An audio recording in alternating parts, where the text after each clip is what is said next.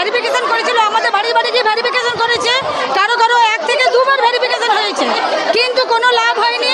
কারো under process, কারো approve, আবার কারো অ্যাপ্রুভের পর আবার রিজেক্টেড। এটা কেন হচ্ছে? যাদের বাড়িতে ভেরিফিকেশন হয়নি, মানে যথেষ্ট সম্পদশালী তাদেরগুলো পেয়েছে, অথচ যাদের পাওয়া তারা পাচ্ছে না। কেন হবে এরকম? ভেরিফাই বারবার করার পরেও, যদি এনকোয়ারি করার পরেও যদি তারা রিজেক্ট করে দিচ্ছে বা অ্যাপ্রুভ করছে না বা আন্ডার প্রসেসে ঝুলিয়ে রাখছে, তার একটা তো সমাধান করা দরকার। না, কোনো কিছু করেনি।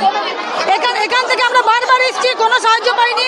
ব্লকে যাচ্ছি, ব্লক বলছে এসডি অফিসে আসছি, বলছে যে মিউনিসিপ্যালিটি আমাদেরকে শুধুমাত্র হ্যারাসমেন্ট করা হচ্ছে।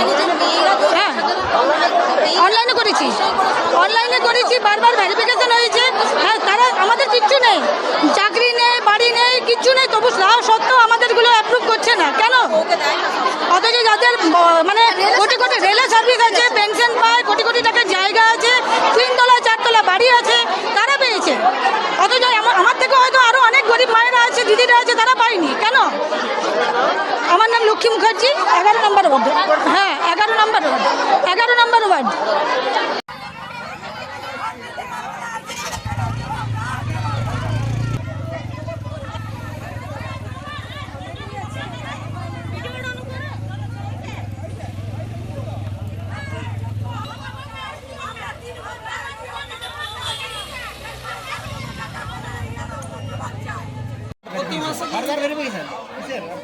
বারবার কি ভেরিফিকেশন করতে হয়?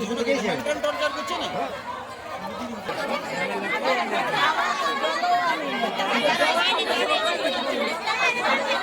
আমরা কেস করব সবার নামে।